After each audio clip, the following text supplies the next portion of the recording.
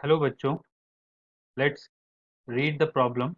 The problem says in an electroplating experiment 4 ampere current for 2 minutes deposit m gram of silver. When 6 ampere current flown for 40 seconds, then the deposited silver will be. Means आपको इस problem में बोला गया है कि जब हम silver का इलेक्ट्रोलिसिस करते हैं तो उस केस में 4 एम्पियर करंट से 2 मिनट में m ग्राम डिपॉजिट होता है। तो 6 एम्पियर करंट से 40 मिनट में कितने ग्राम्स डिपॉजिट होगा।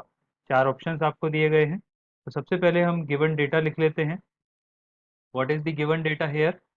Current is given. First case में I1 करंट 4 एम्पियर फ्लो होता है। T1 टाइम कितना है? 2 minutes. 2 minutes deposits m gram of silver.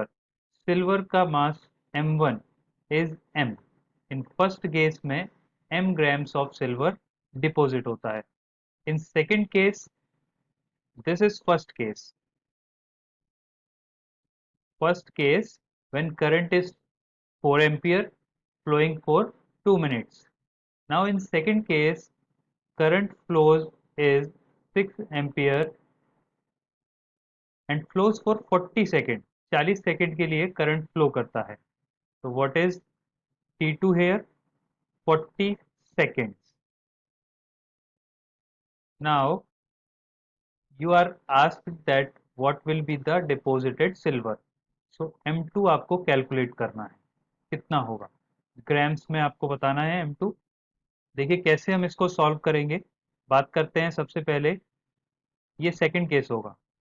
अब बात करते हैं हम की कॉन्सेप्ट की, जिसकी हेल्प से आप इसको सॉल्व कर सकते हैं। देखिए इलेक्ट्रोलिसिस का क्वेश्चन है ये, तो आप इसको फैराडेज लॉ ऑफ इलेक्ट्रोलिसिस से सॉल्व कर सकते हैं। फैराडेज लॉ ऑफ इलेक्ट्रोलाइसिस क्या बताता है? फैराडेज लॉ ऑफ इलेक्ट्रोलिसिस हमें, इसका एक फॉर्मूला है m is equal to Z I T. देखिए z जो है ये मटेरियल की प्रॉपर्टी है, इलेक्ट्रोलिसिस इलेक्ट्रोलाइट जो यूज करते हैं उसकी प्रॉपर्टी है। z क्या होता है? Electrochemical coefficient.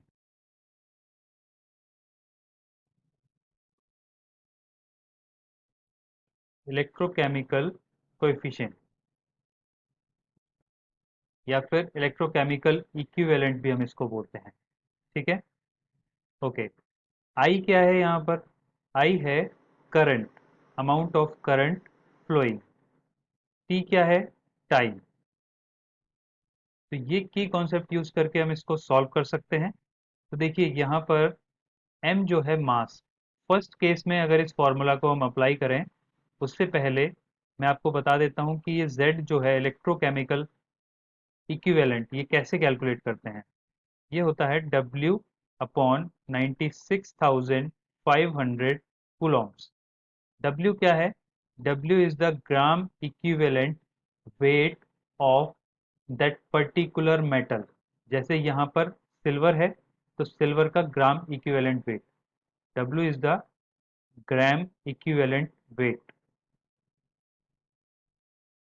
सिल्वर के केस में जो ग्राम इक्विवेलेंट वेट होगा दैट इज 108। तो देखिए कैसे आप अप्लाई करेंगे। फर्स्ट केस में मैं अप्लाई करके आपको बता रहा हूँ। सबसे पहले सो M1 is equal to Z1 I1 T1। M1 is M Z1। Silver के केस में Z1 कितना होगा? देखिए W Z के सिल्वर के लिए होगा 108 divided by 96,500 Coulomb's multiply by I1 कितना है? 4 एम्पियर। T1 कितना है? 2 मिनट्स। 2 मिनट्स को हम सेकेंड में कन्वर्ट करके लिखेंगे, तो 2 multiply by 60, this is M। इसको हम इक्वेशन नंबर 1 अज्यूम कर लेते हैं। अब सेकंड केस में बात करते हैं। सेकंड केस में सेम फॉर्मूला हम अप्लाई करेंगे, तो क्या मिलेगा? देखिए M2 कैलकुलेट करना है, I2 6 एम्पियर है, T2 40 सेकेंड है। तो लिखेंगे M2 is equal to Z2 I2 T2। M2 calculate करना है। Z2 सिल्वर है, मटेरियल सेम है, तो 108 अपॉन 96,500 ही होगा इस केस में भी, मल्टीप्लाई बाई करंट कितना है इसमें, 6 एम्पियर, 6 एम्पियर करंट है। टाइम कितना है T2, 40 सेकेंड्स। ठीक है, इसको इक्वेशन नंबर 2 अज्यूम कर लेते हैं। अब देखिए यहाँ पर 108 अपॉन 96,500 इंटू 4 इंटू 2 इंटू 60, इसको सॉल्व करने की ज़रूरत नहीं क्योंकि 108 अपॉन 96,500 यहाँ भी है और यहाँ पर भी है। तो आप बेसिकली यहाँ से इसका वैल्यू कैलकुलेट करेंगे और इसमें पुट करेंगे। तो सिंपली आप क्या करेंगे, इक्वेशन 2 को डिवाइड कर देंगे इक्वेशन 1 से। तो देखिए क्या मिलेगा आपको, लेफ्ट हैंड साइड पे मिलेगा m2 अपॉन m। क्यों किया ऐसा, क्योंकि m2 हमको कैलकुलेट करना है in terms of m। Right hand side पर क्या मिलेगा, 108 upon 96,500 multiply by 6 multiply by 40। ये जो a है इसका मतलब एम्पियर है, तो इसको लिखने की ज़रूरत नहीं है क्योंकि ये यूनिट है, और यूनिट को हम कैलकुलेशन में नहीं भी लिखेंगे तो भी चलेगा। डिवाइडेड बाई 108 बाई 96,500, ये दोनों में कैंसिल आउट होगा। Multiply by 4 multiply by 2 multiply by 60, ये कैंसिल आउट हो जाएगा दोनों में।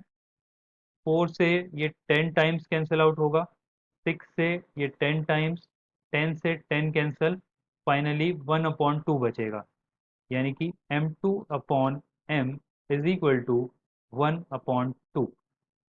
So this implies m2 in terms of m will be m upon 2. M upon 2 is your final answer. So which option is correct? M upon 2 is option B. So option B is correct answer. I hope you understood it well. Thank you so much. Best of luck.